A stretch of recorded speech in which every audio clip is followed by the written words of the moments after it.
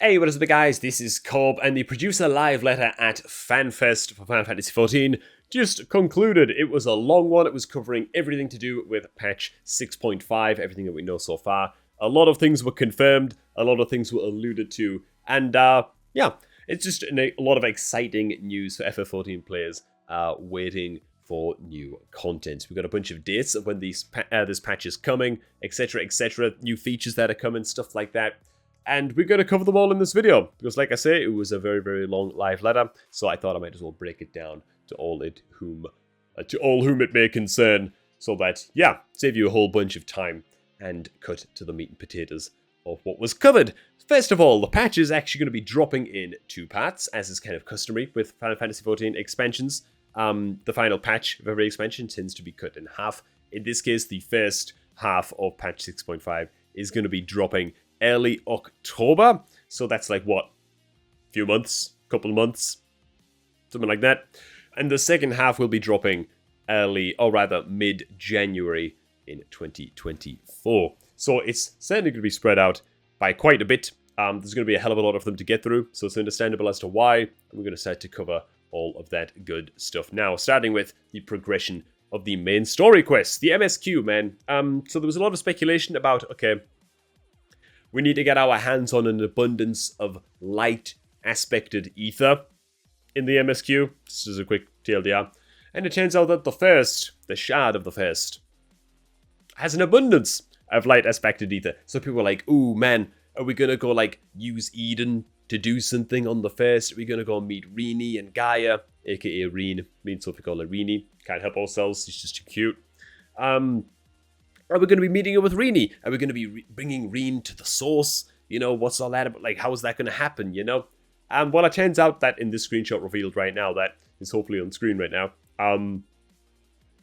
we're just taking 0 to the first. That's what's going to go down. Now, yeah, this got like a huge cheer from the crowd. People were really, really hyped about the idea of this. It's understandable why. I don't think you can find any more polar opposite characters, really, than 0 and Reen. So it's definitely going to be interesting to take 0 to the first, the world of light, you know, coming from where she came from. It's going to be pretty interesting to see that kind of character dynamic, and it's always going to be awesome to see Reenlit, right? And sort of speaking of that, this is something that I've been speculating on for quite some time, but the source of wonder is, I wonder if Eden and Gaia and that whole kind of raid series with Eden in the Eden raids is eventually going to make its way into kind of the mandatory content section that must be completed in some form at least as part of the main story quest. I don't know, man. It's going to be interesting to see where the MSQ goes. It's going to be interesting to see how highly recommended or even mandatory Eden will become. Yeah, I don't know, man. I think they'll have to condense it a lot. If they're going to make Eden part of the MSQ, they'll have to condense it a hell of a lot. Maybe just give you like a TLDR of what happened, or something like that if you haven't done the raids, because it's like 12 wings, right? So it's kind of crazy as hell, but I don't know, man. I can see them ushering this into the story somehow. It'll also be kind of weird if we are doing the MSQ here, and we're meeting up with Rini, with 0, and stuff like that. And this is no mention ever of anything that happened at Eden or of Gaia.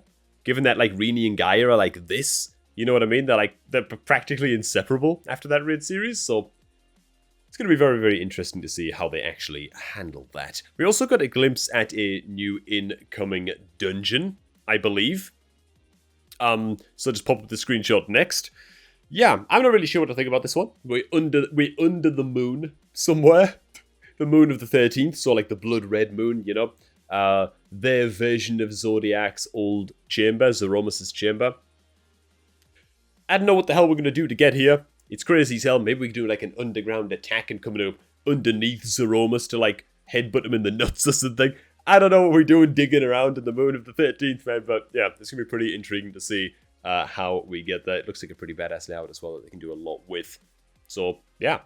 Not to be forgotten, there will also be a continuation of course, the Hildebrand relic questions and all of that.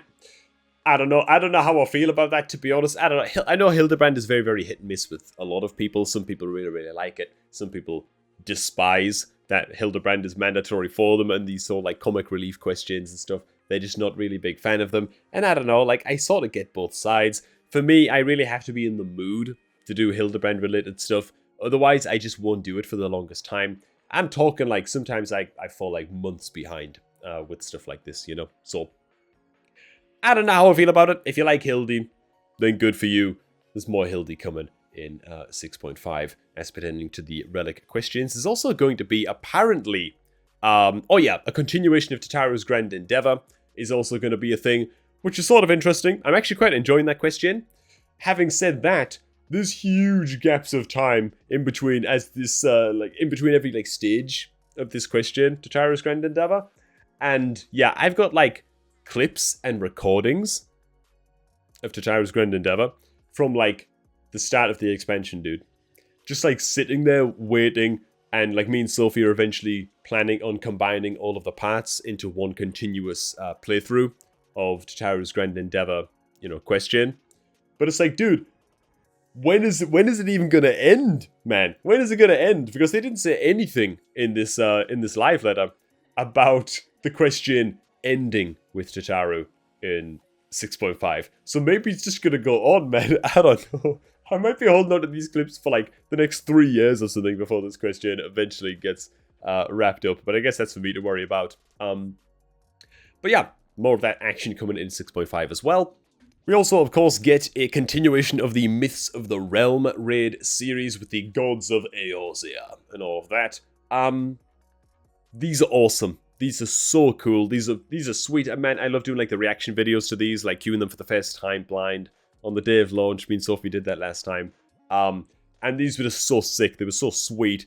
Honestly, like, the best part of this raid series is just the music. It feels like everyone just goes there to experience the scenery of the raids, and, like, the scenery of the raids always looks so amazing, like the settings and the layouts and stuff like that. But then the music is just so sick. It just feels like everyone's there just having, like, a virtual party in these damn raids, man. With the gods, you know. It's just so great. And the screenshots look amazing as well. I'm just kind of tapping through them a little bit on my own screen too. They look fantastic. I'm also looking forward to meeting, is it Limlaean? I think it might be Limlaean. I think that's my, like, deity, you know? It's the one that I chose at the start of the game for my character, man. So we've got some Limlaean action. I'm looking forward to see how that pans out as well, man. Next up, we've got some extra duty support being added for all of the dungeon content, so you can queue up basically completely solo, I think, right? That's what that is. You just queue up, like, the NPCs and stuff. You can now queue up all the way up until the Stormblood content. So, yeah, they're adding duty support for everything. They're now up to Stormblood. There's also a few dungeons as well where you're going to get to see some extra interactions between good old Alphinaud and Arenvald, which is sweet. It feels like the two kind of needed a little bit more story to sort of make their connection make a little bit more sense. As somebody who only really played the MSQ, some of their interactions later on in the MSQ, to me at least, felt like they came a little bit out of the blue.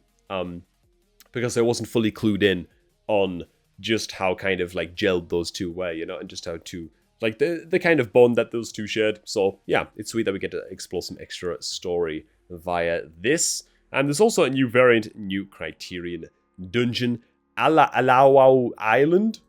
Oh, God, I can't pronounce that, man. I can't pronounce that action, dude.